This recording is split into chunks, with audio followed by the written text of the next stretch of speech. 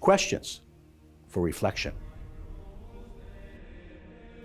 In today's first reading, Paul makes it clear that there were qualifications to be an elder in the early church, a presbyter. The word can also be translated priest. Paul refers to the fact that he should have an impeccable character. He explains how to know if a person has such character. Notice these qualifications are to be evident in the way an elder lives. Faith is more than words. It is a verb. It's meant to engage our entire life and be evident in our lifestyle. The apostle also addresses the qualities of a deacon, which are very similar, and the qualities of women who exercised any leadership among other women in the early church. To discern a vocation in the Lord is an important thing.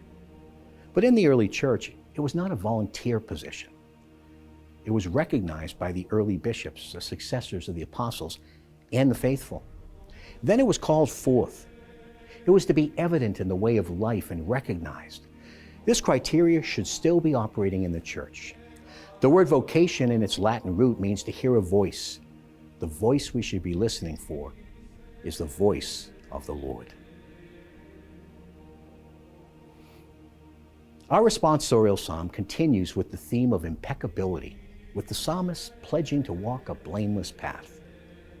But the psalmist also pledges solidarity with others of blameless character and vows to make companions of them alone.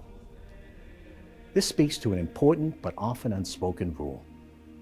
As Christians, we should keep company with other Christians. This is especially important when it comes to choosing a spouse.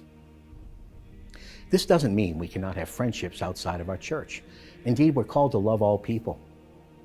But we must also be discerning, especially when it comes to starting a family. Today we hear that Jesus raised a man from the dead. Among all the miracles Jesus worked, the ones where he raised the dead are the most awe-inspiring. He then consoled the grieving mother with the words, "Don't cry."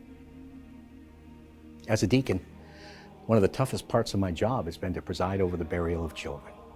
The grief is palatable, yet Jesus' entire mission was to rescue us from death, something he accomplished through his own very public death and resurrection. We understand human mourning.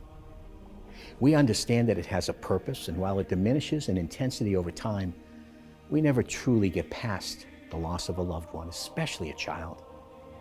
However, we must console ourselves with Jesus' words, "Don't cry," because Jesus will raise us, our children, and all of the faithful from the dead.